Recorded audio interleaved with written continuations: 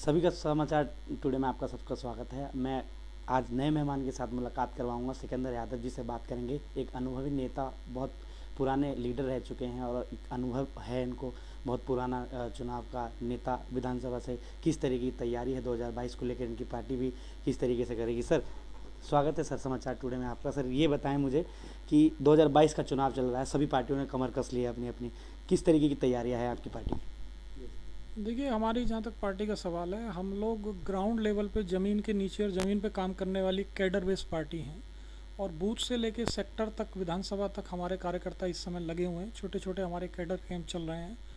BLO के पास मतदाता सूचियों का अपना निरीक्षण चल रहा है। और बहुत तेज़ी से हमारी तैयारियां इस दिशा में आगे बढ़ रही हैं। और हमारा ये मानना है कि जिस पार्टी का बूथ मजबूत होता है वो पार्टी अच्छे परिणाम लेके आती है। क्या मुद्दे रहेंगे आपको जनता के दिलों पे राज करने के लिए, क्योंकि जनता को काम चाहिए, विकास चाहिए, तो क्या रहेगा? क्योंकि भाजपा जिस तरीके से उभर के आई है गाज़ियाबाद में, उस किस नज़रिए से आप देखते हैं?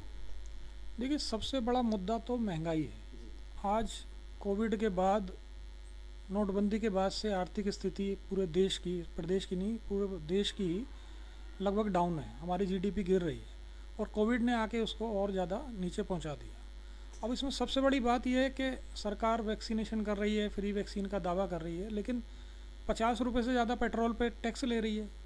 तो जो मिडिल क्लास है हमारा, जिसकी इनकम लॉकडाउन में बंद हो गई थी, काम धंधे बिजनेस कम हो गए थे, आज उसको बच्चों की फ़ीस देने के लिए, बैंकों की किस्त भरने के लिए, अपनी गाड़ी में पेट्रोल डलवाने के लिए बहुत दिक्कत का सामना करना पड़ रहा है। तो मेरा मानना है कि महंगाई और बेरोजगारी इस चुनाव का मुख्य मुद्दा होंगे।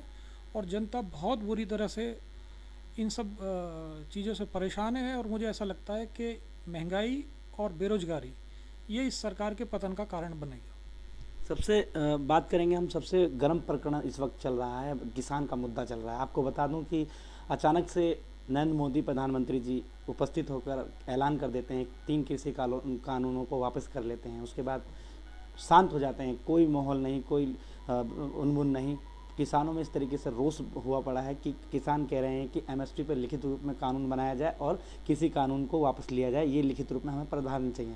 इस मुद्दों को लेकर सिकंदर जी से बात करेंगे, उनसे जानेंगे कि क्या उनका ये माहौल रहा है कि ऐसे 2022 के चुनाव में अचानक से प्रकट होकर ये ऐलान करना। देखिए, जो आपने कहा जैसे अभी कि जो इन कानूनों को वापस लेने, एक सराहनीय पहल है, ये होना चाहिए था। सरकार ने देर से कदम उठाया, लेकिन इसकी जो टाइमिंग है इसको वापसी लेने की, वो अपने आप में शक पैदा करती है।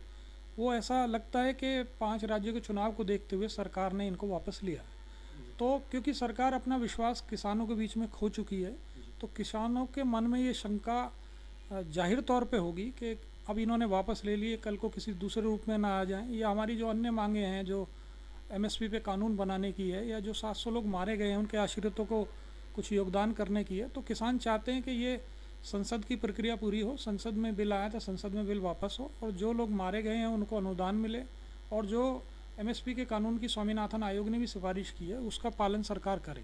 तो इन सब बातों को लेकर किसान अभी इस मुद्दे पर रुके हुए हैं। और ये मुझे लगता है कि ये सारी बातें जायज़ हैं। सरकार को टेबल पे आना चाहिए, किसानों का विश्वास बहाल करना चाहिए, क्योंकि जैसा इस सरकार का इतिहास रहा है कि बहुत सारी बातें इन्होंने कहीं, कभी 15 लाख की कही, कभी दूसरी बातें कहीं, और वो बाद में कह दिया कि जुमले हैं।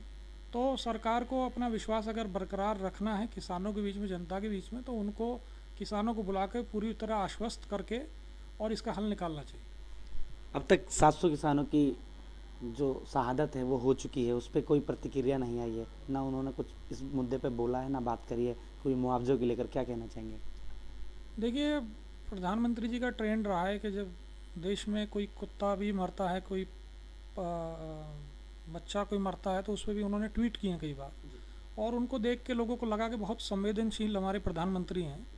लेकिन इस मुद्दे पर जब आप देखते हैं कि 700 से ज़्यादा लोग मारे गए, 1 साल से सर्दी गर्मी में बैठे रहे, परेशानी उठाते रहे, मुकदमे झेलते रहे, और उनके प्रति कोई संवेदना प्रधानमंत्री के स्तर से ना जताई गई, ना किसी मंत्री के स्तर से जताई गई, तो मुझे ऐसा लगता है कि एक कहीं ये मैसेज ज़रूर जाता है कि वो अपने फैसलों में चूज़ी हैं।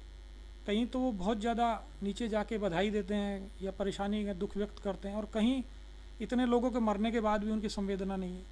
तो मेरा मानना है कि सरकार अगर ये फेस दिखाना चाहती है कि वो एक संवेदनशील सरकार है, सबकी सरकार है, तो उसको आगे बढ़कर, जैसे उन्होंने आगे बढ़कर माफ़ी मांगते हुए बिल वापस की घोषणा की है, वैसे उन किसानों के परिवार को मुआवजा देना चाहिए, उनको अनुदान देना चाहिए, उनको कुछ नौकरी वगैरह देना चाहिए, जिससे कि जो उनका विश्वास सरकार ने खोया वो पुनः बहाल हो सके। एक आखिरी सवाल पूछूंगा सिकंदर जी आपसे, जिस तरीके से किसान अभी जो कृषि कानून को धरने पे बैठे हुए हैं, पिछले 1 साल से लगे हुए हैं, और इस 26 तारीख को पूरे 1 साल हो जाएंगे उनको, तो मैं आपसे जानना चाहूँगा, क्या किसानों को डर है कि प्रधानमंत्री के ऐलान करने के बाद भी वो आंदोलन बरकरार रखे हुए हैं, वो पीछे नहीं हट रहे हैं? उनका कहना है कि लिखित में हमें यहाँ चाहिए। देखिए, उसके कारण है ना, आप पिछले सरकार के पिछले 7 सालों के कार्यकाल में आप जाएंगे तो प्रधानमंत्री जी ने कहा नोटबंदी के बाद 50 दिन में सारी समस्याएं दूर हो जाएंगी, नहीं तो मुझे आप फांसी पर लटका देना। उसके बाद जब वो आए थे 14 में तो कहा 15-15 लाख रुपए मिलेंगे। कुछ घोषणा में कहा गया पेट्रोल 50 रुपये लीटर हो जाएगा। बहुत सारी चीज़ें ऐसी कही गई, तो उससे कोई भी चीज़ उनमें से पूरी नहीं हुई। तो अविश्वास होना तो जाहिर तौर पे एक निश्चित है। किसी को भी अगर आप कोई काम करोगे और उस काम को पूरा नहीं करोगे तो जो अगला काम आप करने जाओगे उस पर वो आसानी से विश्वास नहीं करेगा। 2022 के चुनाव को लेकर बीएसपी पार्टी के लिए, गाजियाबाद के लोगों के लिए क्या संदेश देना चाहेंगे आप? देखिए, गाजियाबाद का जहाँ तक सवाल है, इसको गाजियाबाद को पहले बीजेपी का गढ़ माना जाता था, लेकिन हमारी पार्टी ने इनका गढ़ ध्वस्त किया। 4 विधायक हमारे जीत के आए 5 में से। और अभी आप पंचायत के भी अगर नतीजे देखेंगे तो बीएसपी पंचायत के सबसे ज़्यादा सदस्य बीएसपी के 5 यहाँ जीते हैं, और जो सत्ताधारी पार्टी है बीजेपी, उसके सिर्फ 2 मेंबर जीते हैं। और उन्होंने जोड़ तोड़ से भले ही अपना जिला पंचायत अध्यक्ष बनवा लिया, लेकिन ग्राउंड पे कोई पार्टी अगर बीजेपी को यहाँ हटा सकती है तो वो बीएसपी, क्योंकि बीएसपी का जो आधार वोट है, जो कैडर बेस है, जो बहुजन समाज, जो सर्वजन समाज की उसकी विचारधारा है, उसको मानने वाले, समझने वाले बहुत सारे लोग गाजियाबाद में रहते हैं। देखिए, ये थे हमारे साथ सिकंदर यादव, एक बहुत ही अनुभवी नेता हैं और लीडर रह चुके हैं पुराने, तो इनको एक अनुभव है कि गाजियाबाद की जनता को क्या चाहिए, किस तरह के मुद्दे पर काम करना है।